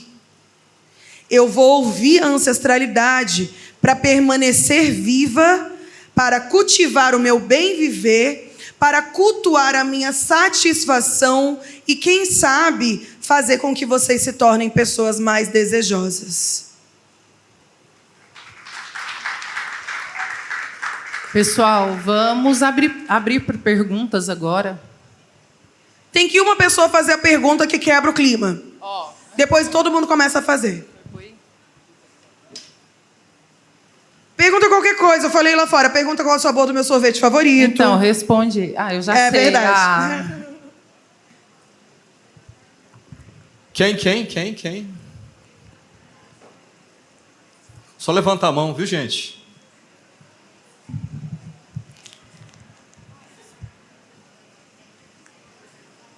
Ninguém quer, eu quero. Você falou aí bastante, mas eu queria saber, assim, se, né, dentro da sua rotina, da sua agenda, imagino que seja difícil, o que você lê, assim, o que você mais lê, o que você gosta de ler, quem que você está lendo, autores, enfim. Bora falar de referência, adoro. Cresci sem referência. Quando eu comecei a ter referência, agora eu fico falando nome de escritora onde, qualquer lugar que eu vou. Eu falei algumas aí no meio do caminho. Tem uma escritora nigeriana que eu amo de paixão e eu traduzo ela muito no Instagram, eu sou tradutora. Eu aprendi inglês sozinha, com dicionário de papel. E hoje em dia eu sou tradutora, traduzindo essas poetas que ninguém traduz para cá. E aí essa autora, ela se chama Ijeoma Umebiniu, amo de paixão. Inclusive fiz uma tatuagem dela recentemente. Ela tem um poema que diz assim: você é muito cheia de vida para ser meio amada. Aí eu tatuei cheia de vida, só para me ligar, né? Não esquecer que eu sou grandona, não vou aceitar qualquer coisa. De vez em quando alguns deslizes pelo caminho, mas hoje em dia o deslize é rápido. Acontece, você já vai embora rapidinho. Você percebe, você fala, não, peraí. Ijeoma Umebiniu, que eu amo. Luz Ribeiro é a minha maior referência literária viva. Eu gosto de falar de autoras vivas. Para você ir lá comprar o livro dela, para você saber que ela está pagando o aluguel dela, para você saber que ela está no corre. Agradeço muito as que abriram caminhos, mas a Mel Duarte fala muito isso. Ler autores vivos é muito importante. Então também Mel Duarte. Eu amo a Aline Bey, amo de paixão e ela sabe disso. Eu digo para ela, né? Amo você. Qualquer coisa que comentam dela no Instagram, eu falo, amo a Aline Bey. Gosto muito do que a Aline escreve. Acho a Aline de uma sensibilidade que só ela tem. Por isso que é tão importante que vocês escrevam. Tem coisa que só vai ser de vocês, que só o nome de vocês carrega. Seja o nome que te deram, seja o nome que você se deu, ambos valiosos. Gosto muito de Miriam Alves. Gosto muito de Cidinha da Silva. Gosto muito de Gabi Niarai. Gosto muito de Tawane Teodoro. Gosto muito de Carol Dalfarra. Gosto muito de Gênesis. Gosto muito de Carolina Aleixo. Gosto muito de Conceição Evaristo. Não deu nem tempo, né? Tanta gente, vai anotando o que dá, o que lembrou. Gosto muito de Elisa Lucinda. São tantas... Luciene Nascimento. São tantas autoras hoje em dia nesse balaio que é até emocionante, né? Tirando a Aline, todas são autoras negras, é até emocionante poder dizer. Porque eu cresci sem referência. Quando eu fui para o Islã, eu falei, então era isso. Era isso aqui que as pessoas estavam escondendo de mim o tempo todo, né? Porque o mundo não quer que eu me ame e ele falhou miseravelmente nisso. Gosto muito, muito, muito dessas autoras, são as autoras que eu me lembro agora. Gosto muito de Upili Shizala. Gosto muito de Issa Dale Ward. Essas autoras vocês encontram lá no grupo de transmissão do Instagram, que é onde eu posto as minhas traduções. De vez em quando eu posto também nos stories, né? E aí são todas essas, muitas. Jennifer Nascimento, que foi a maioral, uma mulher de Quebrada de São Paulo. O livro dela, Terra Fértil, abriu caminhos, né? Foi crucial na minha existência. Sem Jennifer, eu talvez nem insistisse na escrita. Porque é mágico quando você vê uma autora falando uma coisa assim, que você fala, nossa, agora eu vou viver. Agora eu vou lançar um livro, agora eu vou fazer acontecer. E acho que, né, tá bom, né? Citei pelo menos 30 mil, por enquanto tá tudo bem. Mas são muitas. Boa parte das que eu citei estão no movimento de Islã, estão no movimento dos saraus. Gosto muito, inclusive, de Sérgio Vaz, que abriu caminhos com o sarau Cooperifa, né? Dona Edith, conheçam Dona Edith. Joga esses nomes no YouTube. Vê as pessoas falando com a performance, é bem interessante. Mais alguém? Perguntas? Claro. E aí a pergunta tem que vir aqui na frente na coragem para fazer.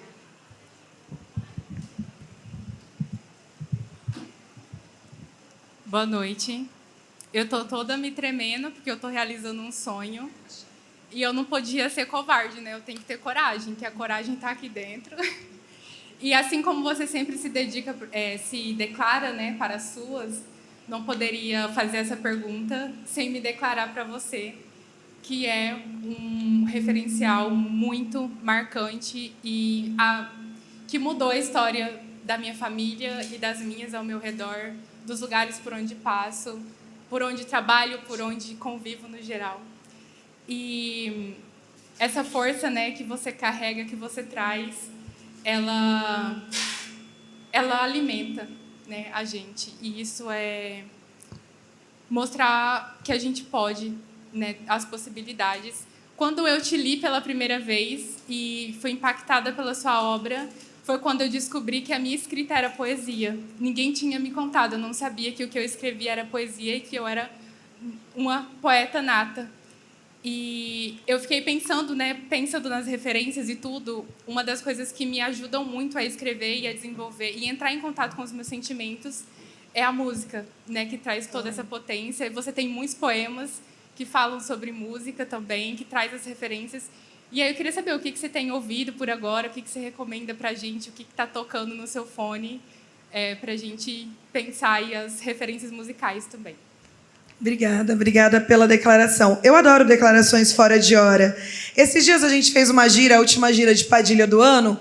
Alguém foi entregar um presente para ela, aí falou assim, gostou? Depois as pessoas me contam, hoje em dia eu já trabalho com ela há muito tempo, não lembro muito. Aí ela falou, gostei, mas não entendo por que vocês esperam ter festa para dar presente. Aí eu fiquei pensando, realmente, né, a gente tem que ter um dia para isso. Enfim, lembrei disso agora. Músicas. Eu estou ouvindo de ontem para hoje, inclusive, o álbum novo do Emicida. Por favor, gente, façam isso por vocês. Que saudade de um boom bap. Quem sabe, sabe. Tava com muita saudade de um boom bap. Eu amo o Rashid, ele participa. O Rashid foi crucial na minha história. Ele tem uma música chamada Tudo ou Nada. O rap foi crucial na minha história. O Rashid tem uma música chamada Tudo ou Nada, que eu ia ouvindo quando eu trabalhava em 3 empregos e escrevia na madrugada. Eu ia ouvindo lá. É tudo ou nada, bora. E tem uma parte dessa música que o Rashid fala assim, com tanta fé em mim que eu nem sei de onde vinha. Que nessa época eu não conhecia Exu, mas Exu já me conhecia. Então, eu me comunicava com eles pela música. Estou ouvindo o CD novo do Emicida. Recomendo uma sambista que eu amo de paixão, e todos os meus amigos sabem que eu amo ela de paixão. O nome dela se escreve com K. Carla da Silva. Gente, por favor, para quem gosta de um sambinha, você conhece? Amo. Para quem gosta de um sambinha, eu sou apaixonada por samba. Ontem, inclusive, que eu tive que ir embora de Ribeirão Preto com as pessoas indo pro samba, fiquei triste, mas fiquei feliz porque estava vindo para cá. Amo um bom samba, mas eu gosto de tudo, gosto de rock, gosto até de emo, porque eu fui emo, gosto de rap, gosto de tudo. Gosto muito de Duquesa, inclusive postei hoje um story com uma música dela. Deixa eu abrir meu Spotify aqui para refrescar a minha memória. Eu ouvi, então, o CD do Emicida, eu estava ouvindo o CD novo do Baco também, fiz até uma publicidade para esse CD novo do Baco, para dizer o que eu estava sentindo. Eu gosto muito de Joyce Alane, acho que ela escreve de uma forma formidável, voz bonita demais. Amo, tem vários emos aqui no meio, eu gosto. Gosto muito de... O que mais que eu gosto muito? Vamos ver minha playlist. Aliás, se vocês entrarem lá no meu Instagram, nos destaques, tem minhas playlists, tá? Se vocês quiserem ouvir minhas playlists.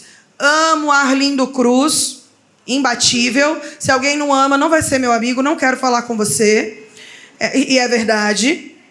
Adoro Jéssica Ellen. Pra quem é macumbeiro, gente, vem na minha. Eu gosto muito de ouvir música de macumba. Gosto muito de Nara Couto. Gosto muito de Roberta Sá. Eu abri a playlist que eu fiz para esse terceiro livro.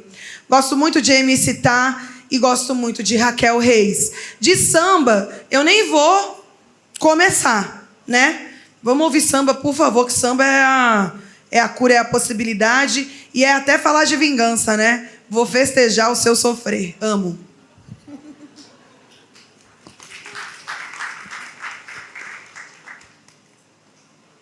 Oi, boa noite. Eu também estou muito nervosa de estar falando aqui.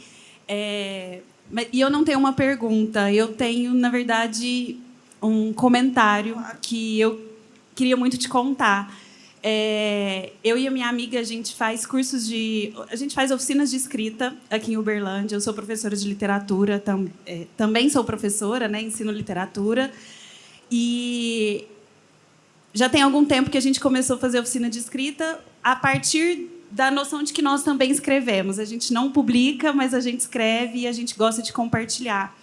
E a gente ouviu um podcast em que você participa, o Louva a Deusa, e você traz duas coisas que pegou muito na gente, que foi a questão da vingança e do sonhar absurdos. E a gente ofereceu oficinas de escrita esse ano justamente com esses dois temas. A vingança, e aí a gente partiu da noção de vingança enquanto uma reivindicação, né? Vingar é reivindicar alguma coisa. E o sonhar absurdos, que é essa possibilidade da gente sonhar. E aí, junto com tudo isso, eu estou fazendo doutorado e eu pesquiso poesia erótica escrita por mulheres negras. E nessa oficina que eu falei sobre o sonhar absurdos, eu vim justamente desse lugar da poesia erótica como a possibilidade do sonhar, de colocar a mulher negra num lugar de alguém que sente, que deseja e que vive muito além da dor e do sofrimento, né? Então, na verdade, não é uma pergunta, é esse comentário, né? É, na verdade, um agradecimento. É isso. Obrigada, linda. Gente, como eu ainda vai ter uma pequena apresentação minha, e depois eu vou ler para vocês o meu poema de vingança, que está aqui no terceiro livro. Eu adoro escrever de vingança, eu adoro não ser gentil. Porque o que se espera da mulher negra é que ela fique rindo assim para todo mundo, servindo todo mundo. Então, a raiva ela também é combustível. Se vingar no texto, claro, né? Vamos lá.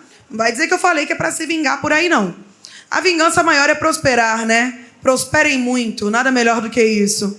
Mas depois eu leio esse de vingança. Fico feliz de saber que estamos nas cartografias do Brasil. Estamos cartografando novos mapas em novos estados, em novas cidades, de possibilidades de escrita que antes a gente sentiria culpa. Escrever sobre sexo, culpa. Escrever sobre vingança, culpa nossa. Como assim quer se vingar? Ué, você nunca desejou que alguém perdesse tudo? Ah, eu não. Eu sim. Todo mundo aqui já desejou. Não quer dizer que você quer que isso aconteça. Mas lá na hora do ódio... Então a fúria é combustível, a confusão é combustível, o amor é combustível, o sofrimento é combustível, a vingança. Escrevam sobre tudo. O incômodo é combustível. Não fujam das sensações. Cuidado em colocar a escrita em tristeza e alegria. É muito pouco. Tem muita coisa aí no meio. Então falem sobre tudo e falem principalmente sobre como é isso para você. Como é para você. O texto ele quer saber de você. Então, se você quer falar de amor próprio, como tem sido para você? Não esqueçam que o texto ele pede o seu nome, o seu sobrenome. De novo, seja o nome que te deram, seja o nome que você se deu.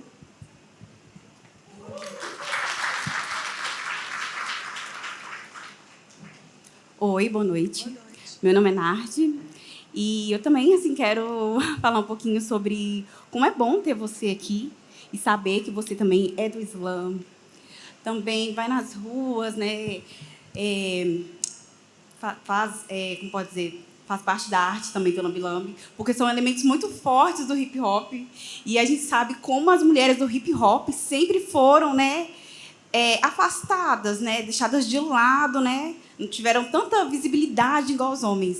Então, isso já deixa o coração da gente bem quentinho. E já te fazer um convite também, que aqui no Uberlândia, ano que vem, a gente vai ter o 11º Fórum Nacional das Mulheres do Hip-Hop, que foi um grande avanço que as mulheres estão tendo nesse movimento do hip-hop. E também eu quero fazer uma pergunta a você. Para você, qual o seu maior desafio como uma escritora negra? Bom, obrigada pela pergunta. Me chama que eu venho, gente. Só me chamar, me bota dentro de um ônibus, de um avião, que eu venho. Tanto faz, eu estarei aqui. Inclusive, recomendo muito que vocês assistam o discurso da Ebony, que viralizou, né? Para quem não viu, não sabe do que eu estou falando, joga lá a Ebony, que ela ganhou de artista revelação, sendo que ela faz hip-hop, faz rap, faz trap, enfim, há muitos anos. E ela questionou isso no prêmio, o que é muito corajoso, porque a gente, enquanto artista negro, a gente sempre fica meio assim, de falar militar, que a gente fala, nunca mais vão me chamar, nunca mais vão me indicar. E ela falou mesmo, né? Então, quando eu falo da Duquesa, da Ebony, da Júlia Costa, da MC Luana, de tantas outras, é justamente porque elas não são revelação. Elas estão no corre ao mesmo tempo que eu, talvez até mais. Então, é a gente pensar quem a gente segue, quem a gente escuta. Isso tudo é luta, tá? Se você tem uma estante de livro só branca, tem que questionar. Se você tem uma estante de livro que não tem autores LGBT, tem que questionar. Se você tem uma estante de livros que não tem autores negros, nem vou dizer, né?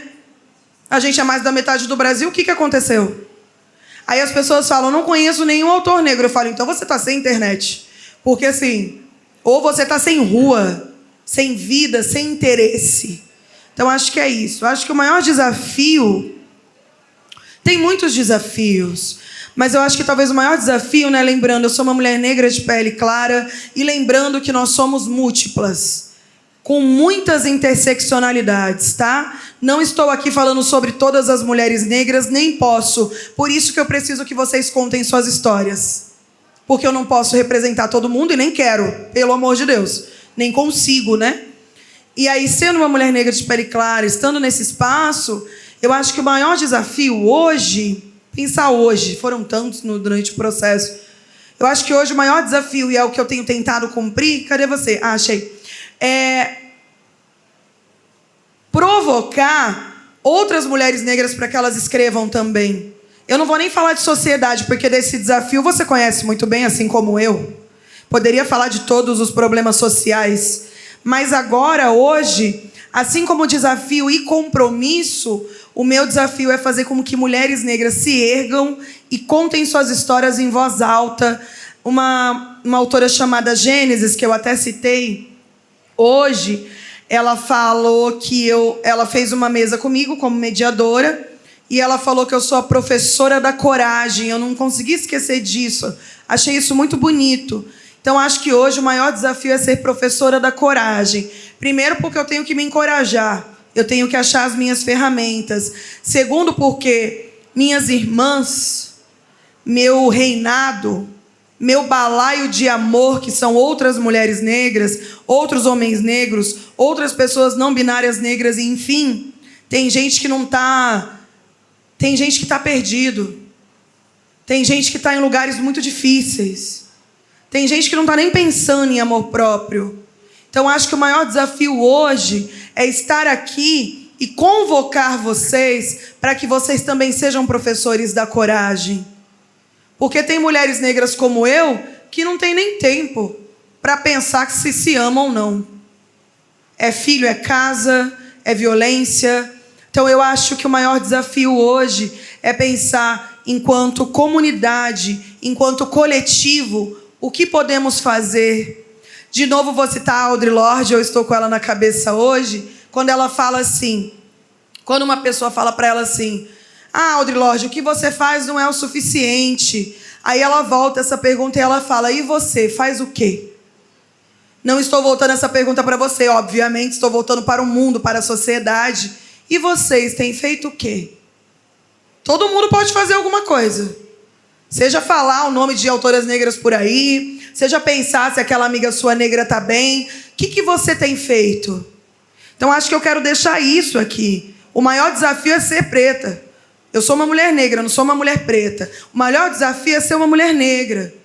Esse é o desafio. As pessoas falam, às vezes elas me perguntam nas mesas, é política a sua escrita? Eu falo, política é eu querer estar viva. Política é eu acordar todos os dias e querer viver nesse mundo. Política é eu sair na rua. Esses dias eu fui comer num restaurante, quando eu saí, correram atrás de mim falando que eu não tinha pagado a conta. Na rua, já estava indo embora, chamando meu Uber. Isso é só um detalhe, tem tantas outras coisas. Aí, nesse mesmo dia, encontrei outra mulher negra na praia, leitora minha, e acho que ela ouviu, eu estava muito chorona, triste, com raiva. Ela ouviu eu comentando com uma amiga, ela me abraçou. Aí ela pegou minha mão e ela falou assim, o mundo é tão difícil, né? A gente estava sentado uma do lado da outra, mas não na mesma mesa. Aí ela falou, o mundo é tão difícil, né? Mas não deixa te roubar, porque você me resgatou. Você me lembrou quem eu sou. Então é isso, 2 pesos, infinitas medidas. Num dia que eu sofri uma violência extrema, a ancestralidade foi gentil, me lembrou quem eu sou. Então acho que o desafio é esse, né? Esse desequilíbrio, esse estrondo que é estar viva e ainda assim estar aqui e dizer, vou seguir. Por Tula Pilar, que foi uma autora, né? Ela faleceu recentemente. Ela estava no lançamento do meu primeiro livro, e por toda a ancestralidade que não pôde estar aqui, ó. Por todas as mulheres negras que não puderam estar aqui, seja porque já se foram, seja porque não deu, não tem tempo. Não tem elaboração de tempo para estar aqui. Então, eu acho que a ancestralidade, ela também é saber que estamos aqui, porque teve gente que não deu nem para pensar, não teve nem acesso ao convite. Não porque o convite não é divulgado, é muito divulgado, mas porque o mundo é o mundo. E como eu digo sempre, o mundo é mundo demais. Mas, às vezes, eu imagino os ancestrais olhando a gente, falando assim, caramba, vocês são foda.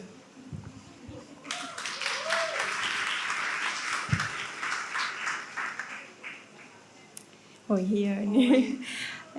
Estou bem emocionada de estar aqui ouvindo as suas palavras assim, ao vivo. Você é uma escritora que eu já acompanho há muito tempo, minha favorita, assim. E vários dos seus textos traduz muito, eu me vejo muito, né, na sua escrita. E eu gostaria de fazer uma pergunta para você em relação a um texto específico que tem no seu 2º livro, que você traz sobre a sua mãe.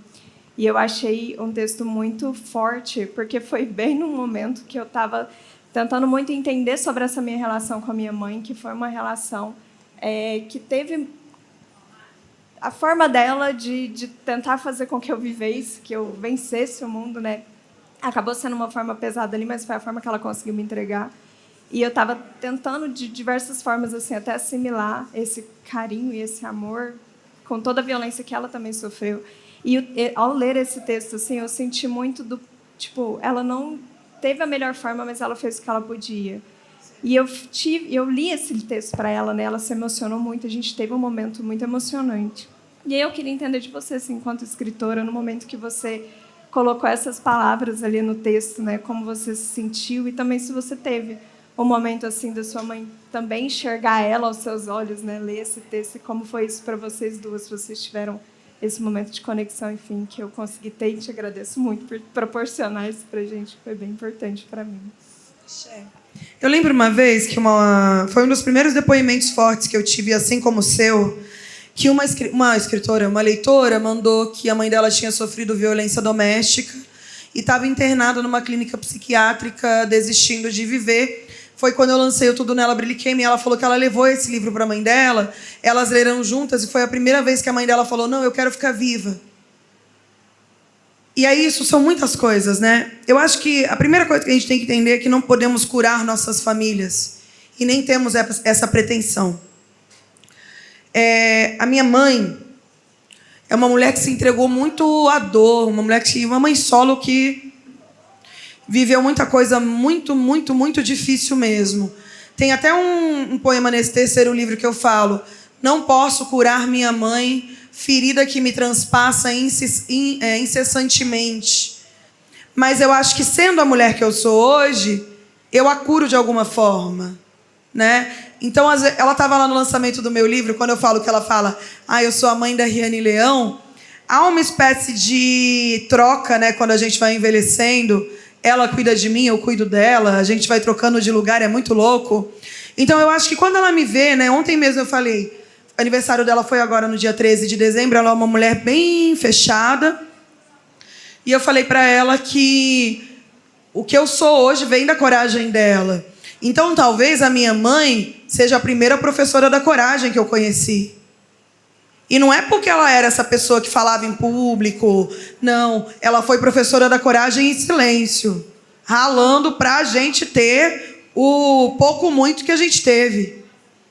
Então, eu acho que... Uma vez eu lembro que eu tentei levar um texto da Audre Lorde para ela, numa época que eu ainda achava que curaríamos nossa família. Ela me olhou assim, tipo, gostei, mas não estou te entendendo direito? Não porque ela não entendeu o texto, mas aí nesse dia eu entendi, não é esse o caminho. O caminho é o meu caminho. De dizer para ela o quanto ela é incrível, de relembrar para ela o quanto ela é grande, e de saber que eu tenho uma família imperfeita, mas que até que a gente vai bem. Tirando um tio que, pelo amor de Deus, habla demais sobre política de um jeito horroroso. Mas tirando esse tio, que ele veio de brinde, né? Ele veio de brinde. Tirando esse tio, a minha família, ela é imperfeita e maravilhosa. Com todos os seus defeitos, com todas as suas questões. Minha mãe é uma mulher que não é homofóbica. Minha família é uma família que, inclusive, que acolheu pessoas LGBT quando foram expulsas de casa.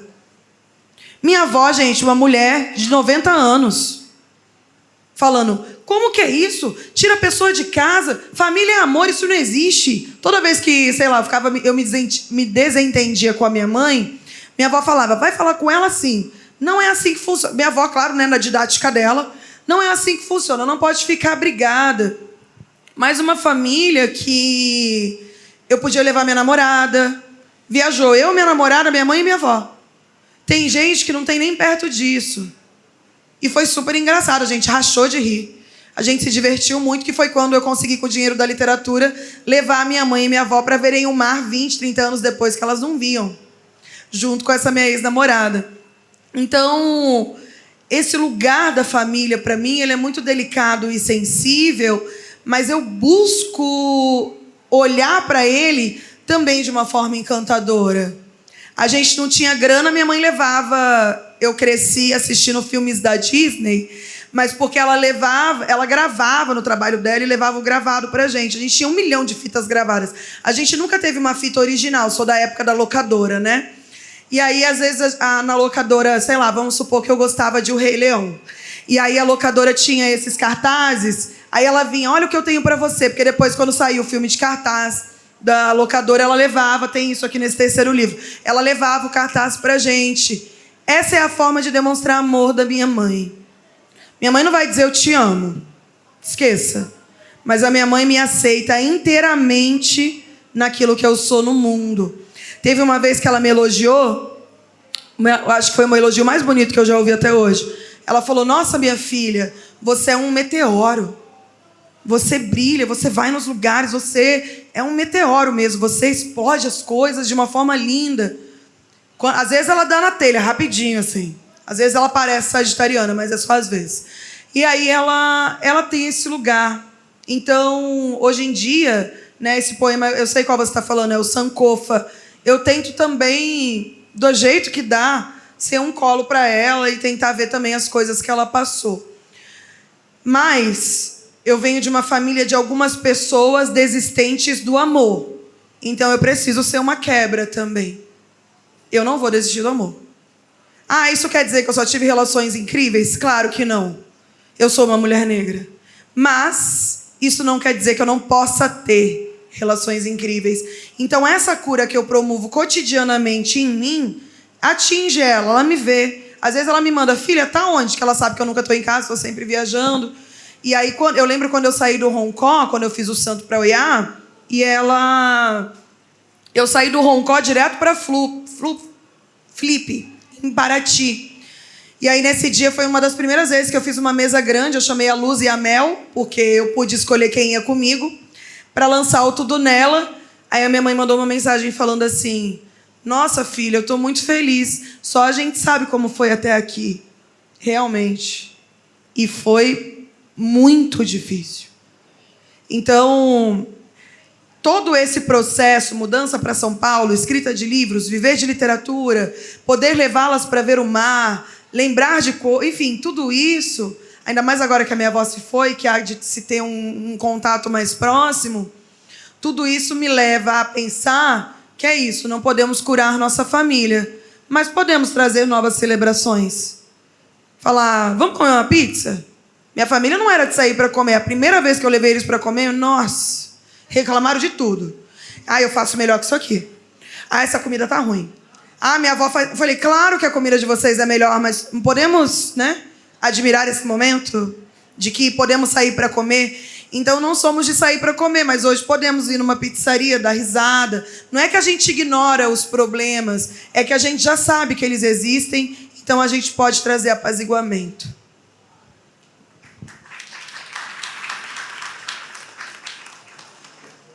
Riane, você falou que tem uma missão, que é fazer com que mais mulheres negras escrevam. Você falou que é coletivo, que somos coletivo. Você citou inúmeras escritoras, cantoras. Eu queria saber como você vê o papel da mulher hoje dentro da literatura. A gente já conquistou o que a gente tem que conquistar ou não? Falta muito ainda, né?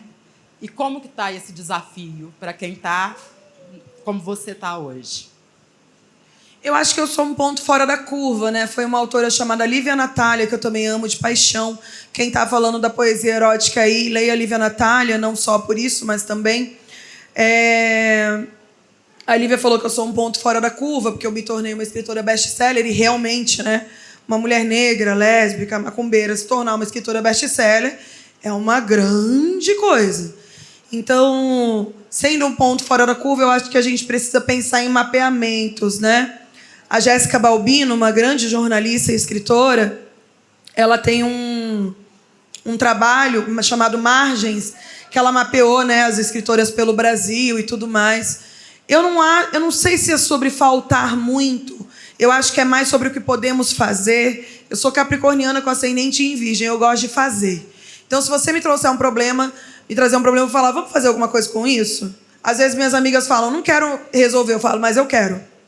Vamos resolver. Então, eu acho que, não sei se é sobre exatamente o papel, eu acho que estamos nos erguendo, eu acho que estamos nos erguendo já faz tempo, mas agora um pouco mais no sentido de até pegar o microfone na mão. Eu acho que o movimento dos slams é crucial para isso. Eu acho que ter slam só de mulheres também é crucial, que foi o slam das Minas São Paulo, né, onde eu sou cria, que me alavancou, né, o slam das Minas RJ, o slam das Minas Bahia. E eu acho que a gente precisa, então, fomentar a leitura de mulheres. Claro, vamos ler, mas vamos ler mulheres. Tem um site chamado Mulheres que Escrevem, organizado pela Thaís Bravo, que é só mulheres escritoras, que ela mesma faz um compiladão e joga lá. Recomendo muito. Tem muitas, assim, muitas autoras mesmo, para quem quer conhecer, enfim, autoras de todos os tipos de vivências possíveis. Então, assim, claro, falta muito, a gente sabe, mas eu acho que a gente tem construído o nosso império, lembrei até do discurso da Ebony, a gente tem construído esse império aos trancos e barrancos, e quem nos apoia é a gente. Então eu te vejo, você me vê, você me vê, você me vê, você me vê. A gente vai se vendo e a gente vai construindo esse reinado de uma forma coletiva. Eu acho que esse compromisso que eu falei com o coletivo é exatamente esse, né? Então é isso, promover uma oficina, levar autoras mulheres, fazer uma noite literária, pensar em autoras mulheres, e aí em autoras mulheres negras, né? E aí todas as suas, né, os seus enraizamentos. A gente que promove isso, né? Eu sei que muita gente se pergunta, mas o que eu posso fazer? Você pode fazer tudo. Basta querer fazer. Então, a gente que vai promovendo isso. Não só escrevendo, que você escreve também, mas fazendo as pessoas também, outras mulheres também contarem suas histórias. Tem mulheres que às vezes me mandam mensagem falando, publiquei meu livro por sua causa. E eu acho que é mais ou menos esse o caminho. Não interessa... Gente, no início eu vendia zine escrito à mão. Escrevia na mão assim meu livrinho e vendia na rua. E muita fé. Então, como diz uma amiga minha, fé com fé. Então, assim, o processo é esse. Não interessa se é uma editora independente, se é uma editora maior. E se eu estou numa editora maior, como que eu posso trazer outras mulheres comigo, ou outras pessoas comigo, né? Que foi o que eu fiz com o livro Querem Nos Calar, poemas para serem lidos em voz alta. A gente está sempre vivendo em coletivo. Então, a gente precisa sempre pensar qual é o passo que a gente está dando, ainda que ele parta do individual, como ele vai reverberar coletivamente. É irremediável, tem que ser feito dessa forma, sabe? Acho que é isso.